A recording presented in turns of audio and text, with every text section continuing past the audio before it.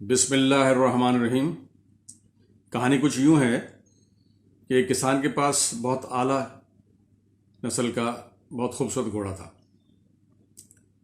تمام گاؤں والے اس پہ رشک کرتے تھے سوائے چند حاسدین کے جو سب جگہ ہوتے ہیں۔ دور دور تک اس کی شہرت تھی۔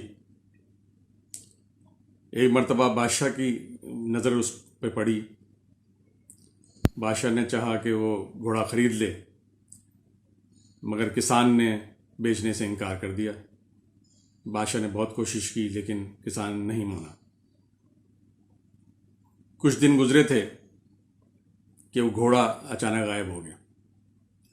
کسان نے بہت ڈھونڈا مگر وہ نہیں ملا۔ گاؤں کے لوگ اس کسان کے پاس ہمدردی کے لیے آئے تو وہ کسان بڑا ثابت قدم آدمی تھا۔ کہنے لگا، بھائیو، جو ہونا تھا ہو گیا، it's part of the life, اب زندگی آگے چلنی ہے۔ کچھ دن گزرے تو وہی گھوڑا جنگل میں چرتا ہوا کسان کو مل گیا۔ کسان بہت خوش ہوا۔ گاؤں والے بھی آئے اس کے پاس مبارکباد دینے، تو اس نے وہی جواب دیا، it's a part of the life, کبھی خوشی کبھی غم، یہ تو ہوتا رہتا ہے۔ بڑا ثابت قدم آدمی تھا۔ پھر کچھ یوں ہوا کہ کسان کا جوان سال بیٹا گھوڑے پہ سواری کر رہا تھا۔ ایک دن گھوڑے سے گرا اور اس کی ٹانگ ٹوٹ گئی، معذور ہو گیا۔ گاؤں کے لوگ پھر اس کے پاس آئے ہمدردی جتانے۔ کسان نے پھر وہی جواب دیا کہ بھائی، جو ہونا تھا ہو گیا، اٹس پارٹ آف لائف، زندگی آگے بڑھنی ہے۔ کچھ عرصے بعد جنگ کا اعلان ہو گیا، جنگ چھڑ گئی اس علاقے میں۔ بادشاہ نے عام بھرتی کا اعلان کر دیا۔ جتنے بھی جوان لوگ تھے گاؤں کے اور اس علاقے کے، سب کو فوج میں بھرتی زبردستی کی گئی، اور گاؤں کے جتنے بھی جوان لوگ تھے وہ سب فوج میں چلے گئے۔ لیکن اس کسان کا جوان بیٹا کیونکہ معذور تھا تو اس کو چھوڑ دیا گیا۔ سب لوگ پریشان تھے کہ ان کے بیٹے جنگ میں چلے گئے، کیا پتہ کیا ان کا قسمت ہو۔ کسان کو کہتے تھے کہ تم بڑے خوش قسمت ہو کہ تمہارا جوان بیٹا تمہارے ساتھ ہے۔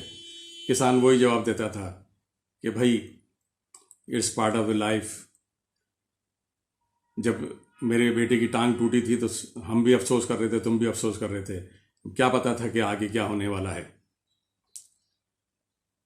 دوستو، کہانی تو یہاں ختم ہو گئی۔ اب غور یہ کرنا ہے کہ اس کہانی میں سبق کیا ملا ہمیں۔ سبق جو ملا وہ بہت مختصر ہے لیکن بہت جامع اور بہت حکمت والا ہے۔ دو الفاظ: مثبت سوچ، پازیٹیو اپروچ۔ یہ مثبت سوچ ہی تھی اس کسان کی کہ جس نے اس کو اتنی طاقت دی کہ وہ ثابت قدم رہ سکے۔ مثبت سوچ کی اپنی ایک طاقت ہے، اور وہ جس کے بھی پاس ہوتی ہے اس کو وہ فائدہ پہنچاتی ہے، اور اس کے آس پاس رہنے والے بھی اس سے فائدہ مند ہوتے ہیں۔ البتہ مسلمانوں کے لیے اللہ تعالیٰ نے ایک انسینٹیو رکھا ہے، ایک خوشخبری ہے۔ اس میں بھی دو الفاظ ہیں: اللہ کا شکر اور صبر۔ صبر کے ساتھ توکل علی اللہ انٹیگرل پارٹ ہے۔ بغیر توکل کے صبر محض مجبوری ہے۔ یہ میرا اپنا ذاتی تجربہ بھی ہے، مشاہدہ بھی ہے، پوری زندگی کے نچوڑ میں آپ کو بتانا چاہتا ہوں کہ اگر زندگی پرسکون گزارنی ہے تو دو الفاظ یاد رکھیں: شکر اور صبر، توکل کے ساتھ، کیونکہ اللہ تعالیٰ نے اس میں انسینٹیو بھی رکھا ہے اور خوشخبری دی ہے کہ اگر تم شکر کرو گے تو میں تمہیں اور زیادہ دوں گا۔ لئن شکرتم لازیدنکم۔ اسی طرح صبر کے لیے بھی، صبر کرنے والوں کے لیے بھی ایک خوشخبری ہے، واللہ مع الصابرین، اللہ تعالیٰ صبر کرنے والوں کے ساتھ ہے۔ تو یہ سمجھنے کی بات ہے کہ جس چیز میں، جس بات میں اللہ تعالیٰ ہمارے ساتھ ہو، اللہ تعالیٰ کا فرمان ہے یہ، تو پھر اس میں کیا شک رہ جاتا ہے کہ جو صبر کرنے والا ہے، شکر کرنے والا ہے، وہ زندگی میں نہ صرف مطمئن اور کامیاب ہوگا، بلکہ وہ دوسرے لوگوں کے لیے بھی مشعل راہ بھی ہوگا۔ میری دعا ہے کہ ہم صبر و شکر کو اپنائیں، اللہ تعالیٰ ہمیں اس کی توفیق عطا کرے، آمین۔